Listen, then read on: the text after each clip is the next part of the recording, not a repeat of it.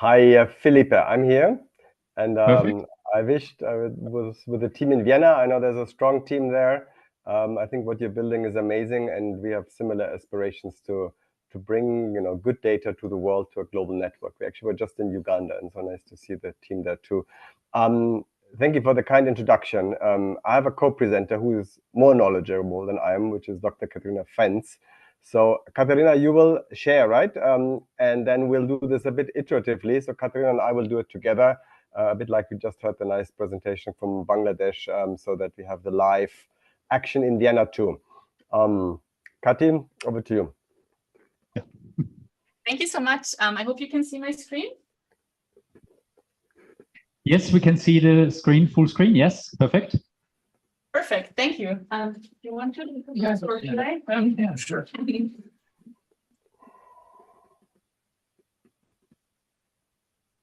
You start? You want me to start? Please. Well, this is Vienna. It's not only wine, women, and song, but it's a lot of technological innovation and ferment.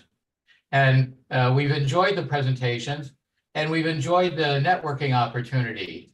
And we have to pay tribute to Philip Reinisch, who spends all of his waking life, he never sleeps, so he spends all his life working on this project, and I've been pleased to be a part of it for 5 years and to have gone with him to some other countries in practice and also virtually. And so we have had a good discussion, and we're going to talk today about the World Data Lab. And it's a fascinating organization, and I've learned a lot about it, and I want to learn more. So now you're going to learn something from Katharina. So please, Katharina. Thank you so much. Yeah, thank you all for joining us today. Wolfgang, our CEO, and I will talk a bit about the global data and the future of policy, and specifically with a focus on prosperity on a livable planet, and also share a few insights from our work at World Data Lab. So before we start with the actual data, I just want to briefly introduce us as World Data Lab and our leadership team. So the World Data Lab has been founded in 2016 by Wolfgang and Homi, both coming from the World Bank, and they wanted to create something new and innovative regarding data and bring better data in the world, basically. And have teamed up with colleagues from World Bank, but also from the private sector, from different companies, as well as with friends from academia. And so here you can see our leadership team that we have today with experts from different fields. And the World Data Lab is not just this leadership team, but also a very big and really global team behind this leadership team. We have hubs in different spaces in the world. We are a really global team. We have, of course, the headquarters in Vienna, which you know, here we are. But we also have people in the US, in Argentina, in Brazil. We have hubs in Africa. We have 2 places, 2 offices, one in Nairobi and one in Kigali. And also people spread over other countries and coming to visit in Vienna every now and then. And our mission at World Data Lab is to make everyone count, but also count everyone. And we want to, by counting everyone and finding everyone's place in different distributions, in different data sets, also make everyone count. And the idea for this basically came from the fact that we've all been working with data in one way or another. And we've seen that there's a lot of data out there. It's becoming more and more, but oftentimes it's outdated. It's not really reliable. It's hard to understand in some complex tables. And we want to make it more up-to-date, more forward-looking, and also present it in a way that people can use it and can act upon the data that we have. And so we have teamed up with people from, as said before, from the World Bank, from academia. We have published a few peer-reviewed papers in different journals to really underline our methodologies. And we have, since 2016, been serving numerous Fortune 500 companies, NGOs, governments all over the world. And also we've been backed by strong private equity partners, which allow us to do what we do. And before we look into the actual numbers now, maybe briefly to our main or core product, World Data Pro. World Data Pro is about consumer spending data. It's forward-looking, and it's breaking down consumer spending by many different categories, so to say, or by many different variables. So we have the categories actually, which is like product categories as the first variable, where we look into what do people spend their money on, how much do they spend on housing, on food, and so on. We have all countries of the world, almost all countries of the world, 180 plus. Also the countries where usually you would expect not a lot of data to be available. We have created methods to fill these gaps.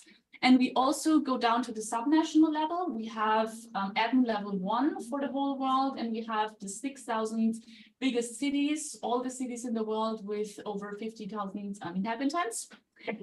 Our data is globally harmonized, which means that you can also compare global numbers from different countries. We have also our data in PPPs, in purchasing power parities, as well as, of course, in dollars. But this allows us to really compare numbers from different countries and across different groups. We really try to make sure that you can compare numbers even if they come from very different scenarios or sources. And projections is also one of our main focus points. We do projections up to 2034 and even beyond, and update at least 4 times per year. So any new shock, anything that's happening in the world is integrated into our data. And with this product, World Data Pro, and our work, we want to solve a few problems that you would have often with other types of data from other sources. The first one, money, or actually the money that's missing in the data. Because when you look at, for example, surveys or census data, you have a good sense often of the distribution of how many poor people might there be. But the richer someone is, the more he or she is usually underreporting or underestimating or underreporting their spending or income. So we make these numbers consistent by making sure that the distributions add up to the correct totals of what people actually spend in a country. Then availability. You all know for some countries there's really good data available. You can just go to the statistics office website and download all the information you need. But then for many other countries, especially in the developing world, it looks quite different. So we have come up with a few methods and ideas to impute data that is missing based on variables that might still be available, countries that have similarities with the countries where we lack data. So we really fill these gaps, and we have basically the whole world. Then time, of course, is another important issue. You have usually survey data for the past, often even good data is available for the past, but the future doesn't necessarily look like the past. So when we do forecasts, we really make sure we not just follow some linear trends that you've seen in the past, but we actually look into how things might develop in the future and what will be different in the future from the past. So we look at trends in demographics, in economics, of course, and really model the future in the way that we think is most realistic. Then the fourth point is granularity. Spending data, spending totals are available for most countries in the world, like total household spending. But most companies and also NGOs want to know more detailed, like where is this group, specific target group growing, for example. And this is why we disaggregate by age, by gender, by the product categories that people spend their money on, and also by geographies. So we have countries, admin levels, cities, and we can even zoom into like the city block level on demand. So we really want to show you exactly where your target groups might be. And finally, the comparability that I've mentioned before. We work also with purchasing power parities, and this allows us to compare what people are spending and the wealth of people in different countries and also across time. So you can compare countries more easily. And With that, I actually want to hand over to Wolfgang, who will start with telling you a bit about our population numbers. And yeah. Thanks so much, Katharina. Let me also acknowledge Matthias Breyer, who is, I think, your host in Vienna and our host, and he's the other senior team leadership member aside from me, who is based in Vienna. So I actually had already a good time with Matthias as well and with the whole team. Good. It's actually the beginning of World Data Lab was demography, and it's a science actually well understood, but still people get it wrong, including quite famous people. By the way, I have also a little, I hope you hear me well, but I can't see the slides, but you'll see the little test of how Katharina and I are in sync. So Katharina, if you press the button now, I think we'll see that the world has been moving up. And you see the bomb, Katharina? The bomb yes, appearing. So I'm not sure of who of you is born 1968 or before and why there's a bomb on that slide now. But somebody thought there is a population bomb coming. So let's hear who that was.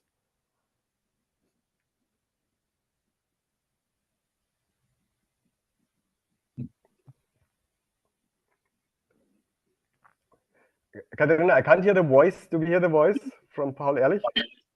Bro, it's very difficult for me to picture things holding together for more than another decade or so. So I hope you all heard it. It was a person called Paul Ehrlich. He wrote this, I would call it infamous book on the population bomb. And you see now what happened. The world kept growing, despite the challenges we're facing, or many are facing. We actually are more prosperous and people are healthier and wealthier and better educated today, including everybody on this call. And we're at 8 billion now, so the world held together. And now let's hear what somebody who also, some may call him famous, other infamous, had to say now. So just click through, Katharina, until we have the voice. Will face in 20 years is population collapse. Now, he said this before he did his little political episode. I guess you heard all Elon Musk. He said population collapse. Fortunately, he's right. He's wrong too on this one. He's probably closer to reality than Paul Ehrlich.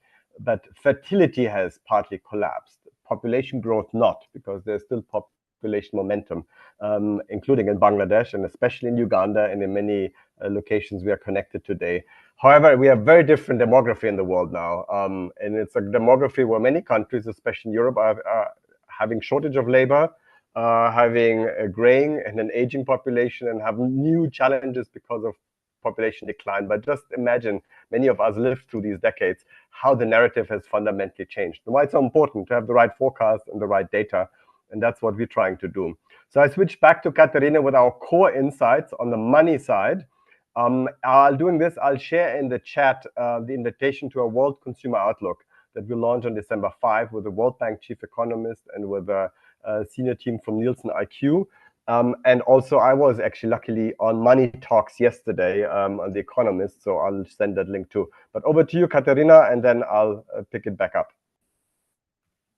Thank you so much, Wolfgang. Yeah, so after the first question about the population numbers, the next thing that we really looked at and are still looking at is how much money will we earn, how much money is spent in total, how much money around the world spent. And this can be broken down broadly into 4 groups. So what we do is modeling income and spending in real time. We really, you can look into our clocks. For example, we have a world poverty clock focusing on the poor end of the distribution, where we see in every second our best estimate for the number of people in poverty. And we have the same for the whole distribution. We have the first group, of course, the very poor, people spending less than $2 or $2.15 per day. And this is still 600 million people today. But at least the next group is already much bigger, and it's the group of poor or vulnerable to poverty between $2 and $12 per day. These people have escaped poverty, but are still vulnerable to falling back into poverty. So they can maybe afford a bit more than the absolute minimum, but we would not really say that they're living a prosperous life. So in for example, the EU or the US, this group would still be considered quite poor, actually. The next group is the lower middle class, where we have already 1.9 billion people. And these people actually, they can spend money on more goods that they not necessarily need for living, but also like to spend their money on. They have a bit more choice in their consumption. And then, of course, the final group, people in prosperity, already 2.4 billion people, the biggest of these groups already. Today, they really, they can spend their money on whatever they want and need. And this is the life that we are actually used to living. And in Austria, most of the people are.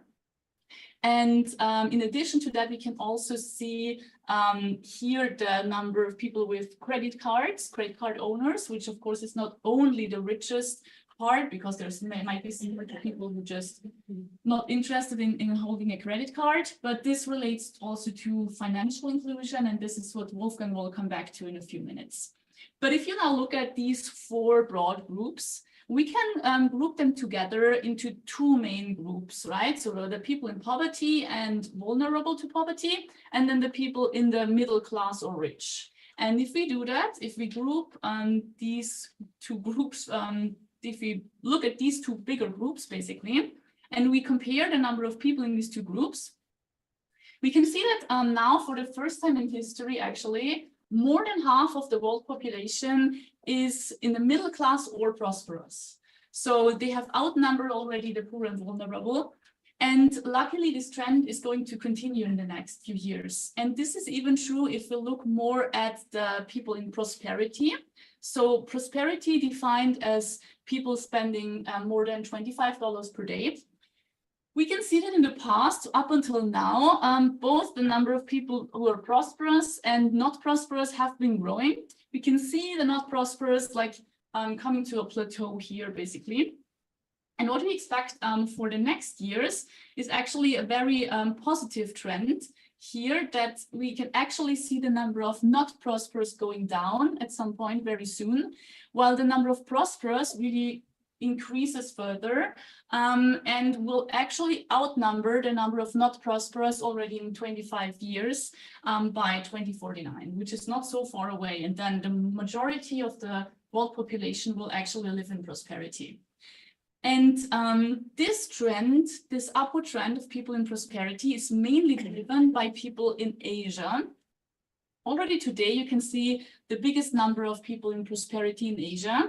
But over just the next 10 or 6 years already, Asia and the Pacific region will add 3 times as many people into prosperity as the rest of the world combined. So this is really what drives this increase in the number of prosperous people. And this also continues up to 2049, so the next 25 years, where Asia will increase to 2.9 billion people in prosperity. And this is really what drives this upward trend and what will bring more and more people into prosperity. And with that, back to Wolfgang. Thanks so much, Katharina. So my next session will be about a new way to, we call it a new way to think about development from the lens of financial inclusion, where a data and somewhat even connected to AI revolution really took place. And there's 2 ways to think new about development. One is you do real-time data. Because people are actually much more interesting when things are happening, action on the ground. And so you see, what we do is we make things tick. So you see in real time our model, and you just said Bangladesh and other countries, India, to escape financial exclusion. You can obviously make the clock go up or go down. If there's a challenge, like with some SDGs, you want to make the number go down to 0, that nobody is excluded. But here's a model. You see what the 2030 current forecast is. There's a lot of data modeling underneath. We are currently working on this with MasterCard to refine that model. But yeah, it gives you one illustration of how to think about development differently. It's not academic papers only, databases only, but visualizations where you have a sense of what's happening right now. If we break the big number down into its portions. And in this case, actually, it happens that there's a few people would escape exclusion every second.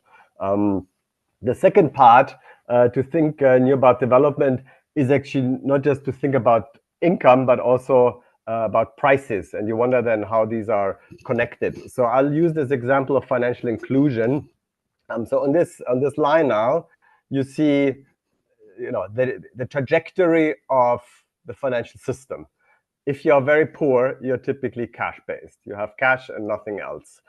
In some countries, and some are connected here, you can actually at a lower level have mobile money solutions, often even without the internet, interestingly.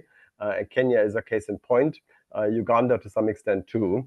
Then the countries that include, I think, the South Asian countries, where internet is available as a minimum package, is that if somebody is at this threshold of $6 a day, and then it goes up, then people have bank accounts. And so this is basically, if you click this through, you get a perspective of when people are starting to consume what type of product or can access what type of service. And that's actually pretty important for development, but it's also important for companies because that they can target the people properly.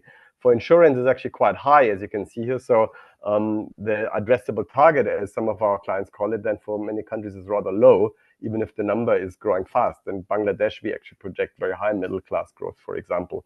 So here now, on the next slide, here's something that actually took me a long time to realize, even though I was at the World Bank for a long time, and that is actually quite fundamental to development. There's a normal way we think about it making people richer. And you see in the animation of how the distribution has changed. Just 15 years ago, we had a peak at $3, and now the super peak, call it Mount Everest, is actually much flatter. It's more like the Alps now. So you still have some mountains, but the mountain is on the right. It's at $5 roughly.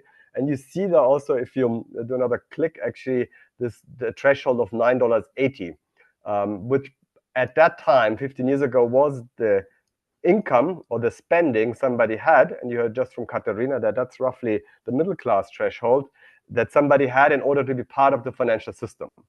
So if you just compare the two lines and you get the little belly on the right side, you see some people got better and there's more people in the middle class. And that itself should help, the financial system, financial inclusion, and obviously helps the banks and the companies that are in the sector. If everything stayed the same in terms of the $10, the $9.80, things would be better, but not as much as they have actually changed. So that's why I wanted also to convey this. There's some things in the world which got dramatically better and people didn't talk much about.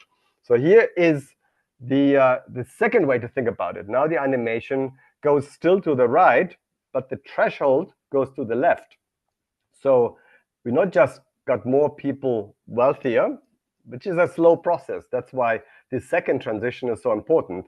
It's slow to make people richer, and it's a long process and often goes beyond a generation. And in some countries, it doesn't move much forward.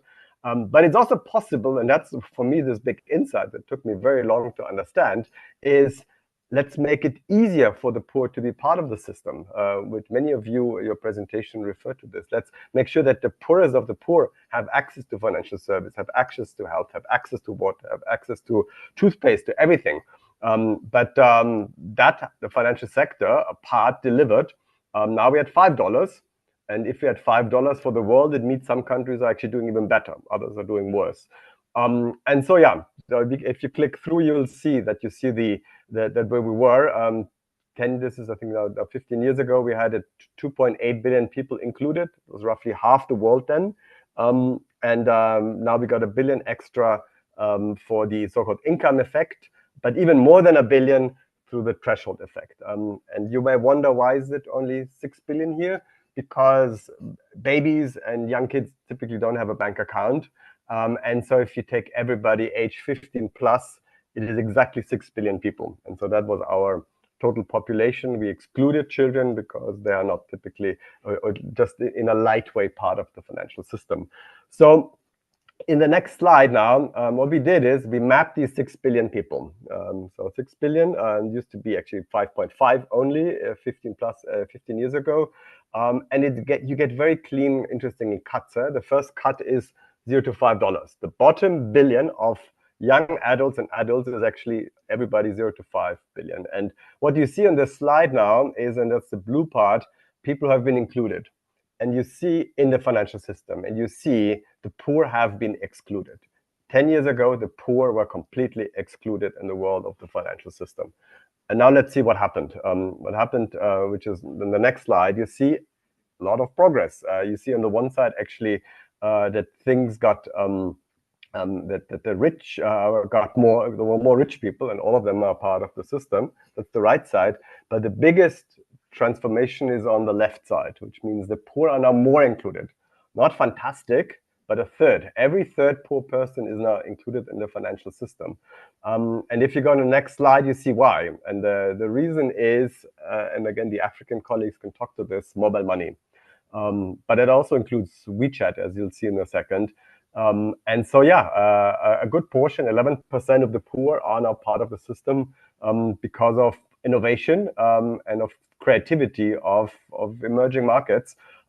Still not the perfect solution, although all of us love M-Pesa because it's not cheap. For those of you who know the system, Venmo in the US is actually much cheaper to operate than to use than M-Pesa. But at least it showed what's possible with innovation of how to include the poor. So now what I'll do in the next slide is we just take the bottom billion and we check out what we can learn from that. And the bottom billion is on the middle. And as I said, a third is included, but that means that some countries are doing better and some are worse. Otherwise, you wouldn't get an average of 33%. And so if you click through, you see that Nigeria, where actually there's pickup now happening, and Congo are below average. China, Uganda, which we have present here, are way above average. And China, because of WeChat, and the poor obviously in China are not as poor as in Uganda. So the poor in China that we talk about, probably more people at $4, but there's still some. And in Uganda, it's more people at, say, $2 line. And Uganda outperform everybody. And we don't even put Kenya there, which would go through the roof, because Kenya has everybody included. So to close on this section, and then I'll briefly stop, Philip, because I have a question to you, is to show what's possible. What if? Can we really eliminate exclusion, financial exclusion, any exclusion? And then people would talk about AI and lots of cool stuff, but actually I would not do that now. I would just say, just copy the best, just copy Uganda, and then we'll go a long way. And so what we're doing now here is 1.2, just going to good countries, not great countries, which include Brazil, China, Ethiopia. 500 million people would be part of the financial system, would have access to what we all consider very essential. If you go down to this $3.50 threshold that we have in these three countries. And then if you go to the next step, which is then Uganda and Ghana, South Africa, which, by the way, had struggled at times to get the system going. I remember the frustrations of the CEO of Safaricom with South Africa, himself being South African. But now South Africa is a role model almost. So at $2, you would get another 270 million. And then the last mile would only be 400 million people. Those are the hardest to reach. Those are still cash-based. And that is some illustration to data work. Philip, given it's COP, I still have a bonus part that I could do in 5 minutes or 4 minutes. But I also know we are at time, so you decide. No, please go ahead. I think everybody is listening very intensively. It's very, very interesting. So at least for me. Thank you. Good. Then we built something quite cool, which we launched actually at COP 2 years ago, the World Emissions Clock. And it's the same. Obviously, I hope you see interesting angles, and we can talk. We can fill a whole seminar a week. But this is the same logic. There's a certain number, and you want to break it down into pieces, and you can animate it.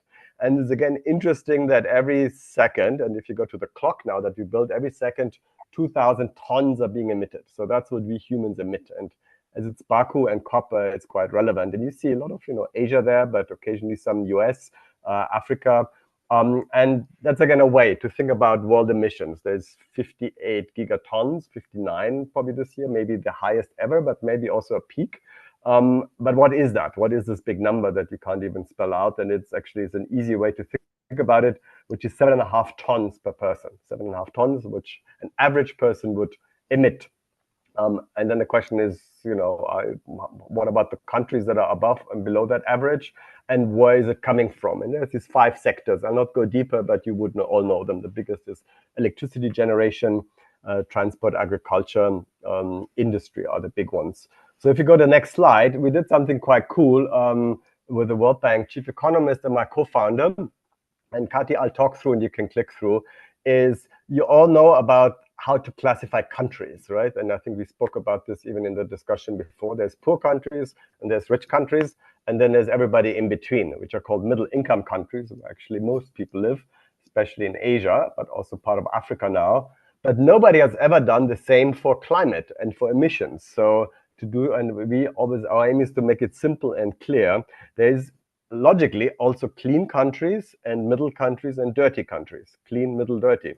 And you could do the same thing that we did with the income levels. We means the World Bank then, because roughly a poor country is every country $1,000 per capita per year, like $3 a day, and 10,000 is then high income. So it's a threshold, a per capita threshold. So it is important, you know, it doesn't matter if you're a big or small country. Luxembourg is rich, although they're small, and Nigeria is not rich, even though it's large. So it's just per capita.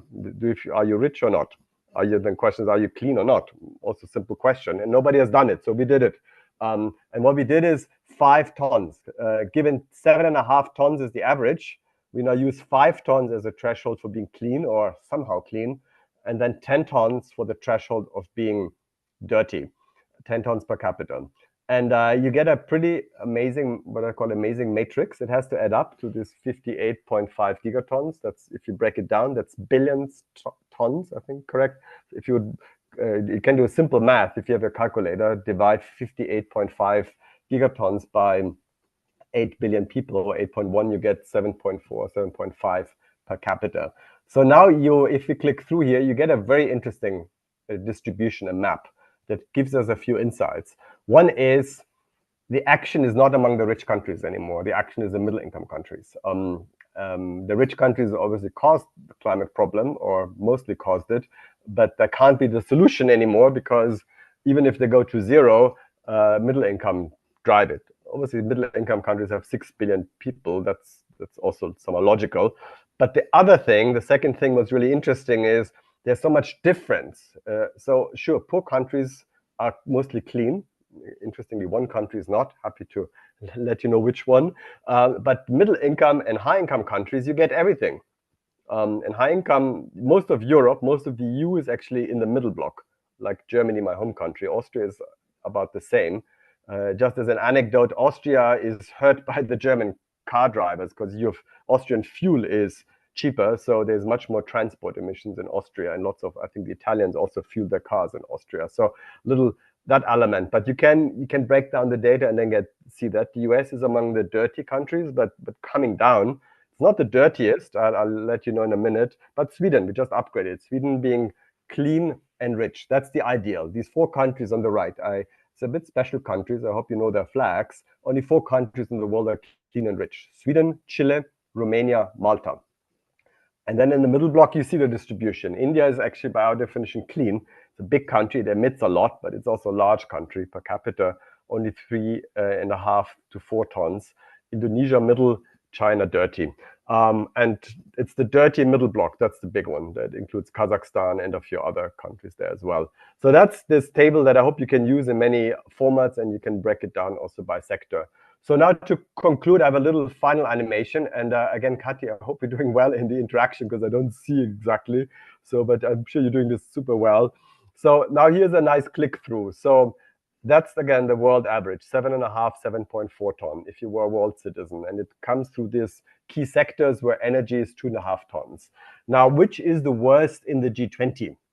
And it's not the US, actually, it's quite a wide margin. It's Saudi Arabia. 26 tons, Saudi Arabia's emissions in the G20. Where's the US? It's not next. Actually, Canada is worse, and Australia. So US is actually the 4th dirtiest only per capita, again, emphasized, which again is some little insight. If you look at the data, you actually see that there is quite a bit of logic. You know, these are dirty countries that have also, you know, transport then becomes less efficient, as in the big cities, in some of the big cities in the US, people don't have a car there, like in New York. Others are, again, different. But yeah, it gives you some sense. And then come to the US, 18.4, still incredibly bad, because if everybody had that per capita emissions, then we would be in a very different, probably we are the 4 to 5 degree trajectory. Then there's a surprise again to the Vienna team. EU is quite close to the world average. Again, it's not a great world average, but the EU is really close at 8.2 tons. And again, you see the distribution. You also could imagine if clean energy would kick in completely, how low that would go. And then to close on, we have a little animation to say what if, right? Because you want to have this idea clean and rich. You don't want to be clean and poor. And the same goes for all the colleagues connected. And so here we took the best in each sector, the best sector. And so here it's an interesting combination of the rich countries. So South Korea is the best in agriculture, actually is negative. Also, they don't eat so much meat, more rice, and have a lot of reforestation. The Dutch are the best in transport, even though transport is a challenging sector. It seems among the rich countries, no one has cracked it. Obviously, the UK may be okay in industry emissions because there's not so much industry, but still it has been decarbonizing. Switzerland is actually by far the best in energy, 0.5 ton. Imagine 0.5 ton, China being 5 tons per capita. Switzerland, hardly any energy emissions. And then Sweden, the Swedish are the best in buildings. So if you put this all together, you get a number of 3.1 tons, which is half the world average. So these are all rich countries and people seem to enjoy living there. And if you project forward, if these countries keep their promises by 2030, which just been updated now at Baku, you will get even only 2.2 tons. So it's really getting to a low and feasible number. And these 2.2 tons, actually, if you compare with the Paris Agreement, where the world should be in 2030, is actually then lower. We would undershoot Paris if we copied the best of these countries. No, we don't. Not everybody has the mountains of Switzerland or the Dutch city structure with the bikes or the South Korean ecosystem. But it should give you some sense of what's possible, and it doesn't always need the radical transformation. It just needs to copy the best. With that, I hand back to Katharina to wrap it up. Thank you so much. Yeah, so main takeaways maybe from this short session that we can take on prosperity and financial inclusion and on emissions. On the prosperity side, we can see that already today, more than half of the world is living either in the lower middle class or already in prosperity. And this trend to more prosperity will continue in the next years and decades, so that by 2049, already half of the world will be living in prosperity. And this mainly driven by the economic growth that we see and expect to see in Asia. Looking at financial inclusion, today still 1.2 billion people are not financially included. But this number, as we have also seen, is decreasing and will continue to decrease, mainly because of two effects: threshold effects, meaning that financial inclusion becomes more accessible and more available even to poor people, and of course, income effects. As people become richer, more people will have access to financial services. And finally, emissions, what we have just seen from Wolfgang, it is possible to achieve high income and low emissions. And if we would adopt at least the best practices from these leading countries without doing any major new changes with new technologies, but already just copying these countries in their best sectors, we could actually achieve prosperity and low emissions, lowering emissions to 2.2 tons per capita. And with that, I'd like to end on this optimistic note that we can aim for a world where we live in prosperity, but also on a clean and livable planet. Thank you.